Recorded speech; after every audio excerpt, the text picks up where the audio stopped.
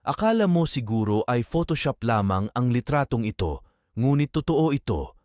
Kilalanin ang pygmy marmoset o kilala rin sa tawag na finger monkey.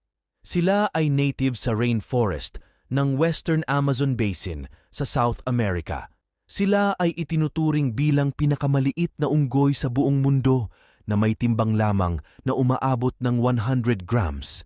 Ang mga pygmy marmosets ay omnivores at ang kanilang diet ay madalas na binubuo ng gum na nanggagaling sa dagta ng puno at kumakain din sila ng flower nectar, prutas at maliliit na mga insekto. Sila ay namumuhay ng mga grupo na may miyembro na umaabot ng 2 hanggang 9 na individual na kadalasang mayroong 1 o 2 adult males at 1 o 2 adult females. Bagaman hindi sila nakalista bilang critically endangered species, sila'y humaharap sa pagkasira